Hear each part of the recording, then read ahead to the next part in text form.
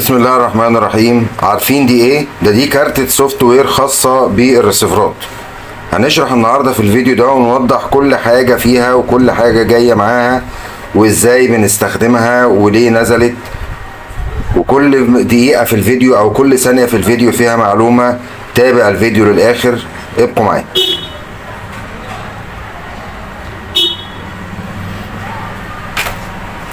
احنا كلنا عارفين ان لما بنيجي نشحن سوفت وير او ملف قنوات لرسيفر بنستخدم المدخل ده اللي هو RS232 او الكم. طب في بعض الريسيفرات الكم اللي فيها ده عبارة عن نتاية، ده كده ذكر، احنا التاني بيكون نتاية. هنتصرف معاه ازاي؟ واحيانا غلاسة من الشركات نزلوا لنا المدخل ده برضو مكتوب عليه RS232 بس بالشكل دوت، عبارة عن 4 بنات وفي 3 بنات وفي 5 بنات. وفي الريسيفرات الميني كمان ساعات بينزل لنا اشكال غريبة لمداخل الشحن. قبل ما اشرح لك كل الحاجات اللي جايه مع الكارتة وبيتعمل بيها ايه، لازم اوضح لك الفرق اللي بين الكم ده والمدخل ده الاول عشان تعرف هنستخدم الكارتة دي في ايه. تابع معايا الفيديو للنهاية.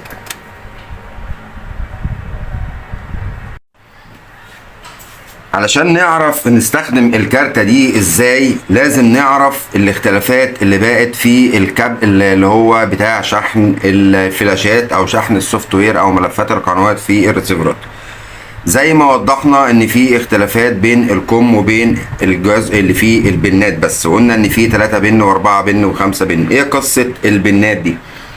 اول ما نزلوا مدخل عبارة عن 4 بنات. احنا بنستخدم حاجة اسمها RX وحاجة اسمها TX. ايه الRX والTX؟ اللي هي TX اللي هي ترانسفير، البن بتاع الارسال، والRX اللي هو الريسيف، البن بتاع الاستقبال. ترتيب ال4 بنات وال5 بنات وال3 بنات كان بيختلف من ريسيفر لريسيفر اخر، فبدأ الكلام ده يعمل مشاكل ان كان بيخلي الريسيفر يضرب او الكم يضرب او وصلة التحديث هي اللي تضرب، فكان بيحصل مشاكل كتير من الاختلافات اللي بين الشركات. اول حاجة نزلت فيه كان الطرف اللي على الشمال دوت اللي هو الارضي في ال4 بنات. الطرف التاني دوت كان الRX. الطرف التاني كان الTX. الطرف الرابع ده كان بيبقى عليه 3 و3 فولت. ماشي، استحملنا الكلام دوت في اول الريسيفرات دي ما نزلت. راحوا جايين عاملين اختلاف تاني ومنزل لنا الاتي 4 بنات برضو. خلولنا اول واحدة بن من على الشمال هو الRX بعد ما كان التاني، وتاني بن خلوه هو الTX، والتالت خلوه الارضي، والرابع هنا حطوا عليه 15 فولت واحيانا كان بيبقى عليه 20 فولت. فطبيعي لما كنت اجي وصلة التحديث دي او اجي اشحن الريسيفر دوت بوصلة التحديث دي تضرب. فعملوا اختلاف كمان. كل دي كده كانت الاختلافات بتعمل مشاكل، وبعدين يعملوا وصلة تحديث زي اللي احنا شفناها ال4 بن اللي هي المتعددة دي، اسف. كان نتيجة الاختلاف اماكن ال4 بنات واختلاف الجهود اللي عليه. بعد كده نزلت واحدة تانية او 4 بن تاني في احد موديلات الريسيفر، خلوا اللي على الشمال ده هو الجراوند، وبعد كده الTX جنبه، وبعدين الRX جنبه، وبعدين نزلوا هنا تاني 3 و3 فولت. قلنا ما علينا، اشترينا وصلة التحديث دي. راحوا جايين مغلسين كمان ومنزلين وصلة تحديث 5 بن. يا دي النيلة. طب ايه قصة ال5 بن دي يا جماعة؟ راحوا جايين منزلين هنا على الشمال الطرف الارضي، واللي بعده RX، واللي جنبه بقى هو الTX، واللي وراه بقى نوت كونكت يعني مش متوصل باي حاجة، والاخير خلوه 3 و3 فولت يعني شبه ده بس 5 بن. تمام، قلنا ما علينا. راح جايين منزلين في ريسيفر مختلف كمان الترتيب التالي خلالك اول واحدة ار اكس، والتانية كمان خلاها تي اكس، والتالتة خلاها نوت كونكت، يعني مش متوصلة بأي حاجة، ملهاش أي لازمة يعني. والرابع خلاه ارضي، والأخير خلاه في أحد الريسيفرات 15 فولت، وفي موديل تاني خلاه 20 فولت. فبقت الكارتات دي كلها القديمة كلها تضرب. احنا في الأساس كنا بنشتغل بالكابل العادي بتاع السوفت، فلما نزلت الحاجات دي نزلوا كابلات مختلفة شوية على كارتة. الكارتة أول ما نزلت كانت دي، لما جينا نزلوا لنا دي وجينا نشحن راح جاي ضارب، نتيجة زيادة الجهد هنا الكارتة اللي في ايدينا ضربت. قلنا ماشي، اشترينا الكم ده أو الكارتة دي والكارتة دي، وبقينا نحدد طرف الأرضي ونشوف طرف الفولت عن طريق الافوميتر. الطرف الارضي هتقيس الارضي مع اي حاجه، ولما تحدده هتشوف انهي طرف اللي عليه جهد وعليه جهد كام، فبناء عليه تستخدم الكارته المناسبه. راحوا جايين ملخبطين تاني ومنزلين لنا الترتيب ده. اشترينا دي، راحوا جايين مغلسين ومنزل لنا الخمسه بن، تمام. رجعوا تاني للخمسه بن و15 و20 فولت، فبقت دوخه. كل دوت في كمات هم كاتبين عليها ار اس 2 3 2، ونلبس احنا يا معلم. طيب جميل قوي، بقى عندنا كده 5 وصلات، وبنفضل نقيس ونعرف فين اهم حاجه نحددها، طرف الجهد وطرف الارض. جميل. راح جاي لك في الريسيفرات الميني حاجه زي الكيو ماكس ده، منزل لك ار اس 2 3 2، عباره عن فتحه كده فيها 3 بنات بالشكل ده. طب احنا نعمل ايه؟ هنلبس في الحيطه تاني. راح جاي منزل لك هنا في الميني مدخل 3 بنات، قال لك اول واحد ده ار دي، والتاني خلاه ار اكس، والتالت خلاه تي اكس. قلنا ماشي. في الكيو ماكس الميني راح جاي منزل لك التعديل ده كمان، قال لك اول واحده دي هتبقى تي اكس، والتانيه ار اكس، والتالته هي الار دي، تمام. فما بقاش في عندنا حل غير ان احنا نشتري الكارتات دي كمان. غلاسه، راح جاي منزل لك في زي الريسيفرات مثلا الجي اكس والسان بلس، راح جاي منزلها لك في كابل اوديو. لو كابل الاوديو مثلا السوكت بتاعه بالشكل ده كده، فهنقسموها 3 تلات. اول واحده او اخر واحده من جوه دي ار دي، والتانيه مثلا هتبقى ار اكس، والتالتة هتبقى تي اكس. ده كده بنستخدم كابل صوت في الشحن من عن طريق جنب ناحية الريسيفر زي كده اهو، كابل صوت. والناحية التانية السوكت العادي بتاع الكم بنركبه في الكمبيوتر ونشتغل باللودر. راح جاي منزل لك في الجي اكس تاني حاجة مختلفة شوية،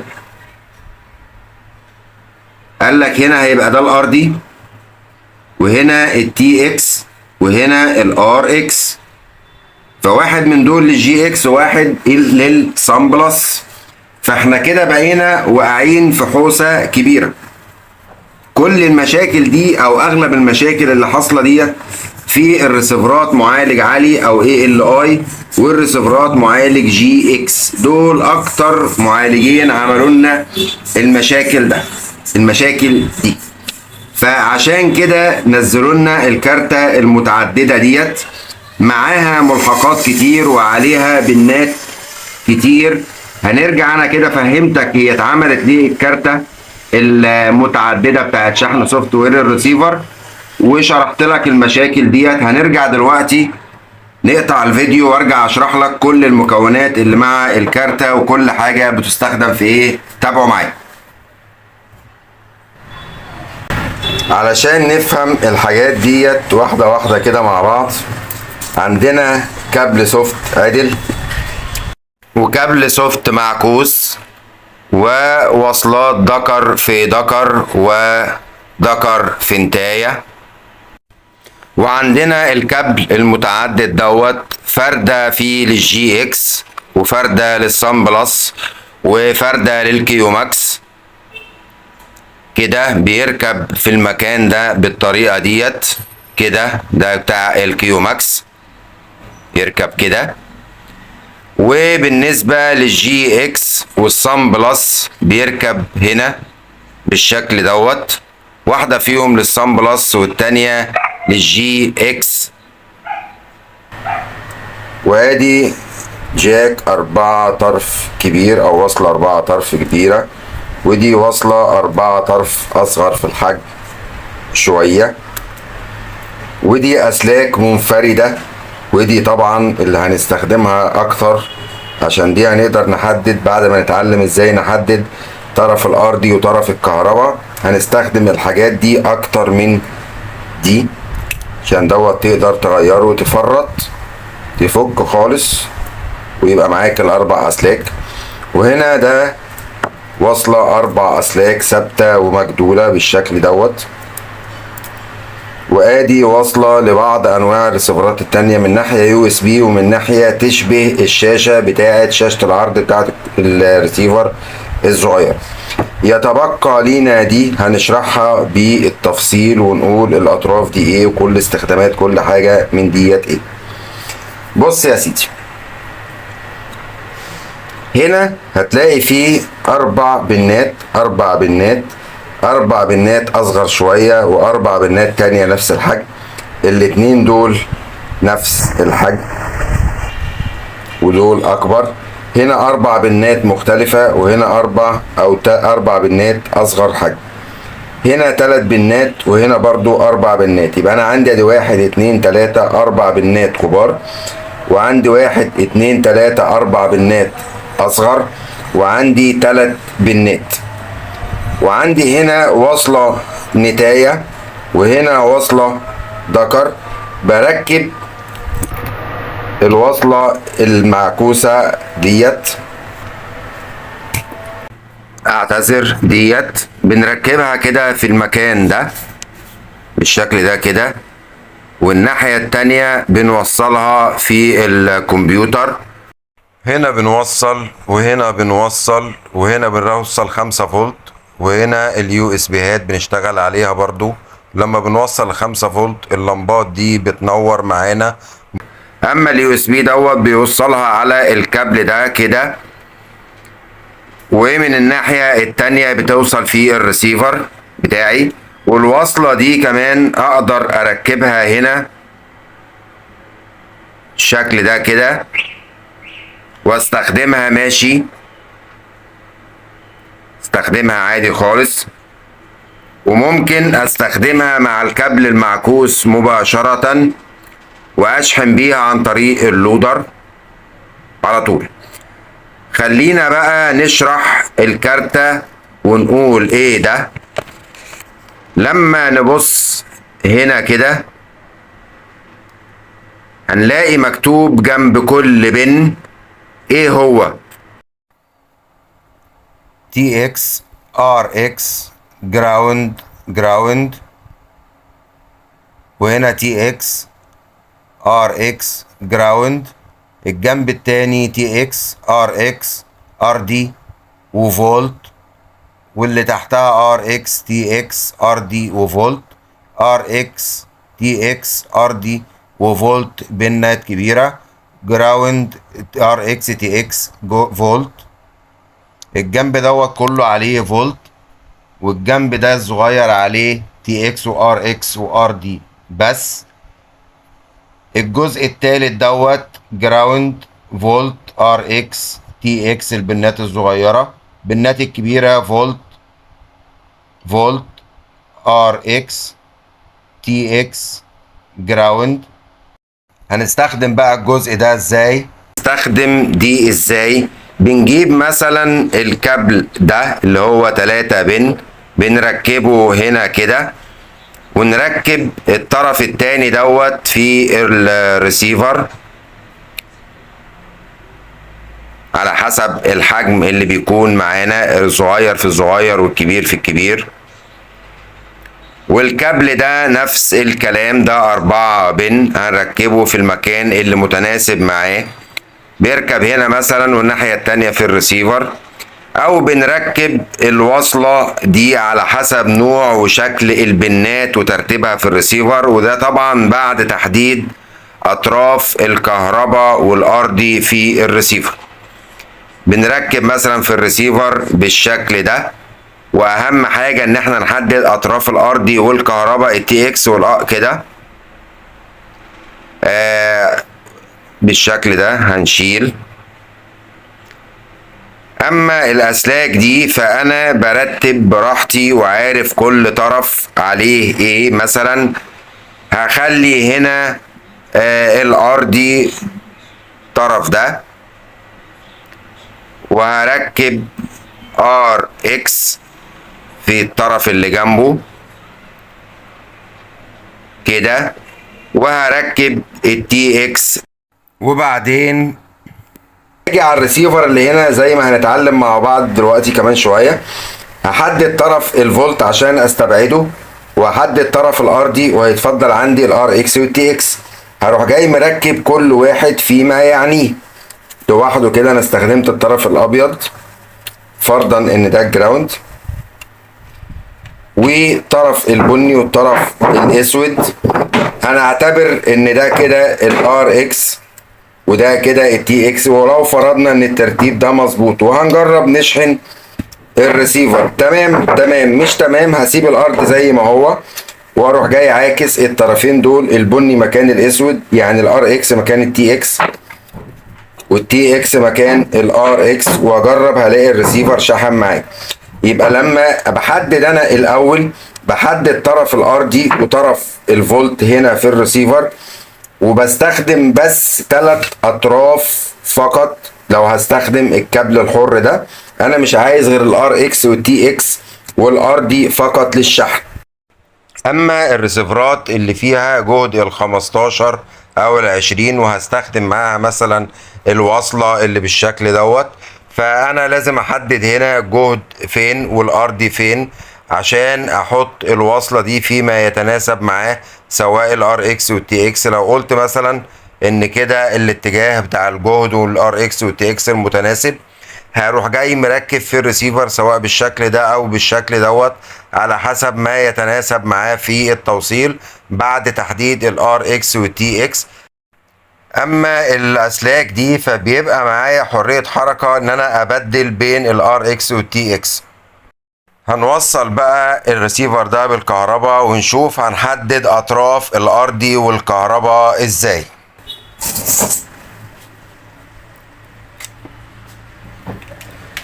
هنجيب الافو على وضع الدي سي عادي خالص،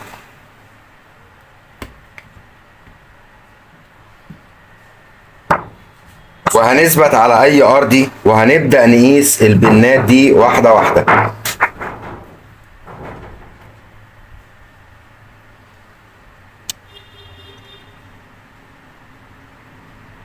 عندي هنا 3 و3، وعندي اللي بعدها 3 و3، واللي بعدها 3 و3، واللي بعدها مفيش خالص. ده ايه اللخبطة دي؟ يبقى انا في حالة لو عندي كله 3 في 3 انا مش عارف فين الارضي وفين الكهرباء وفين الطرفين الاشارة، فانا في الحالة دي استخدم الكهرباء بس لما يكون عندي ال 15 او ال 20 فولت، احدد الطرف اللي عليه 15 و20 فولت. طب في حالة ان انا عندي 3 اطراف 3 و3 يبقى انا هطفي الكهرباء وهستخدم هنا وضع الصفارة، وهشوف انهي طرف اللي صفر مع الارضي. هيطلع معايا اول طرف من على الشمال ده مصفر مع الارضي. طب انهي واحد بقى في الثلاثة التانيين اللي هو اساسا عليه 3 و3 اصلي مش 3 و3 بتوع او الجهد بتاع الار اكس والتي اكس؟ عندي هنا المنظم الجهد ده بياخد 3 و3 ويخرج الواحد و8 بتاعت الريسيفر. لو ثبت عليه كده وشفت الاطراف التانية، التاني من على الشمال مفيش، التالت من على الشمال مفيش، الرابع اللي على اليمين صفر معايا، اصبح انا عندي هنا الطرف اللي على اليمين دوت اللي هو التلاتة وتلاتة اللي عليه جهد فعلا، واحد من دول ار اكس والتاني تي اكس، مش مشكلة ممكن ابدل بينهم، واللي على الاخير دوت اللي هو طرف الارض. هنا انا حددت فين الار اكس والتي اكس معايا. طب الريسيفر ده كمان في حاجه محترمه قوي، قال لك ان هو الطرف الموجب اهو، والار اكس اللي هو هنا، والتي اكس التي اكس اللي هنا، والار اكس هنا، والار دي هنا. متشكرين. طب لو مفيش الكلام دوت يبقى انا هتتبع الطريقه بتاعت القياس بالافو.